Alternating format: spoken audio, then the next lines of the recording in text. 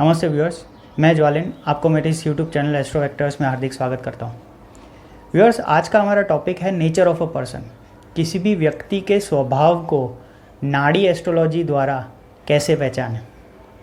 इससे पहले कि हम इस टॉपिक के बारे में चर्चा करें, मैं आपको नाड़ी एस्ट्रोलॉजी के जो 5 गोल्डन रूल्स है उसका क्विक रिवीजन करवाना चाहता हूँ। पहला रूल है 12th house from any house is loss of that house. दूसरा रूल है 2nd house from any house amplifies that house.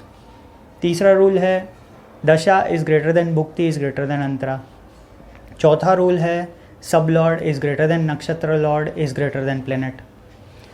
पांचवा और आखिरी रूल है हमेशा कॉम्बिनेशन ऑफ हाउसेस के द्वारा ही प्रेडिक्शन किया जाता है नाड़ी एस्ट्रोलॉजी में। ये 5 रूल्स को यूज़ करके हम पर्टिकुलर इवेंट के रूल्स को भी यूज़ करके हम प्रेडिक्शन करते हैं। आज हम जिस टॉपिक के बारे में चर्चा कर रहे हैं वो है नेचर ऑफ अ पर्सन। तो स्वाभाविक है इस टॉपिक के भी अपने कुछ रूल्स हैं। तो नेचर ऑफ पर्सन के रूल्स कुछ इस प्रकार है। सबसे पहले अगर आपको ये जानना है कि किसी भी व्यक्ति का स्वभाव कैसा है तो उसके लिए आपको उसके फर्स्ट हाउस में जाना पड़ेगा। फर्स्ट हाउस एसेंडेंट होता है। फर्स्ट हाउस सेल्फ होता है, खुद की बॉडी होती है, फिजिकल बॉडी होती है। और चंद्र भी उनका सोचने का तरीका होता है। तो इसलिए हमें अगर वैदिक एस्ट्रोलॉजी से देखने जाए तो हमें चंद्र को भी देखना चाहिए और एसेंडेंट को भी देखना चाहिए, पर हम अभी सिर्फ नाड़ी एस्ट्रोलॉजी की बात कर रहे हैं और इसमें हमें सिर्फ एसेंडेंट को देखना है, एसेंडेंट लॉर्ड को देखना है, एसेंडेंट में कौन सी साइन है उसको देखना है और हमें कुछ हाउस कॉम्बिनेशन के रूल्स को अप्लाई करना है। बस इतना इजी है और इसके आधार पर आप बता सकते हैं कि इसका नेचर कैसा होगा। तो आपको एसेंडेंट में क्या देखना है? 1, 4, 7, 10 ये मूवेबल साइन है। 2, 5, 8, 11 ये फिक्स साइन है। 3, 6, 9, 12 ये ड्यूअल साइन है। जैसे कि नाम सजेस्ट करता है, मूवेबल साइन मतलब कंटिन्यूसली मूव करता रहता है ये बंदा। 1, 4, 7, 10 वाले एसेंडेंट वाले जातक हमेशा मूविंग नेचर के होते हैं या फिर वो मूव करना पसंद करते हैं। ऐसे ही 2, 5, 8, 11 वाले जातक जो है वो स्थिर स्वभाव के होते हैं और वो ज़्यादातर स्टेडी रहना पसंद करते हैं।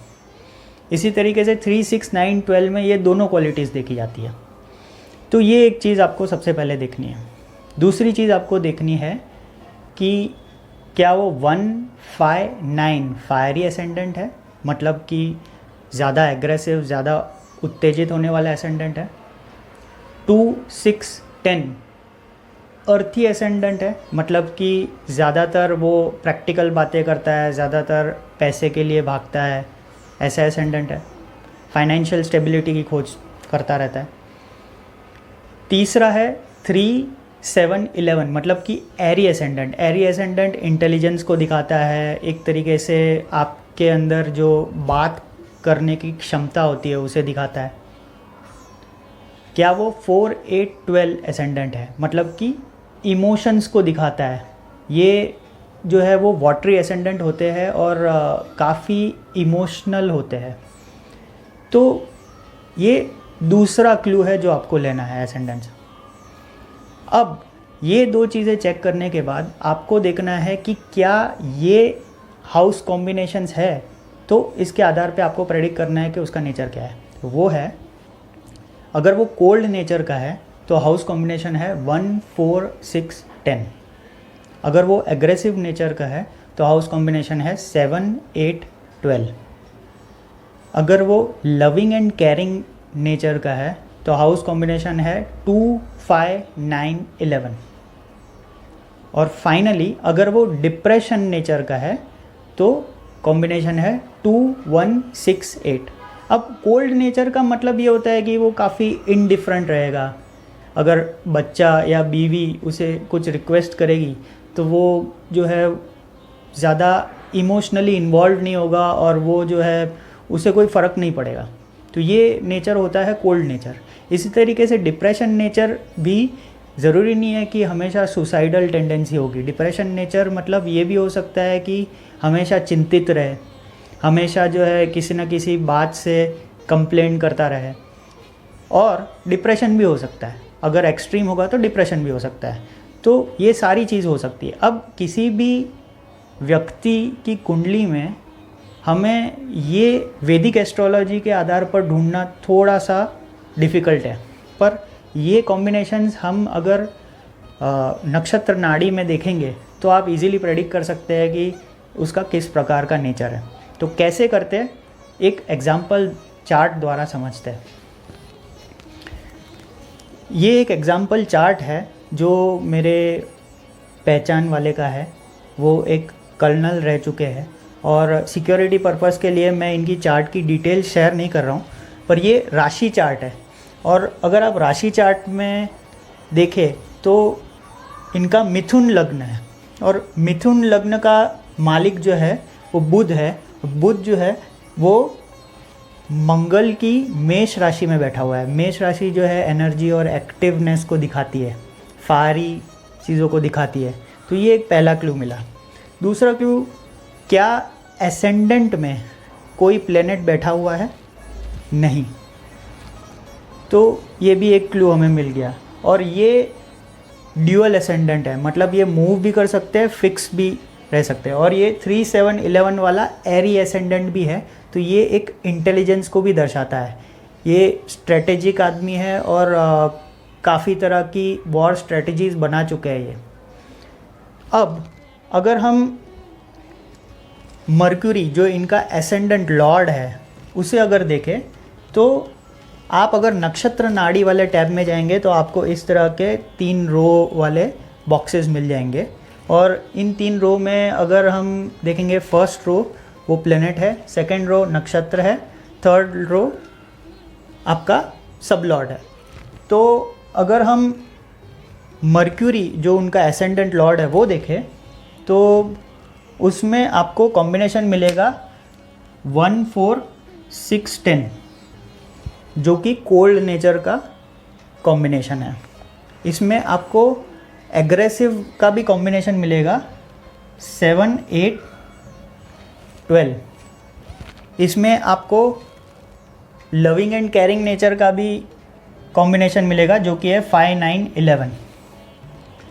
तो इस तरह के आप देख सकते हैं कि इनमें सारे कॉम्बिनेशंस है। इवन अगर आप देखेंगे कि डिप्रेशन का भी कॉम्बिनेशन है 1, 6, 8, ये भी कॉम्बिनेशन है। तो आप देख सकते हैं इनके अंदर सारे कॉम्बिनेशंस है और इनका जो नेचर है वो मिक्स होगा।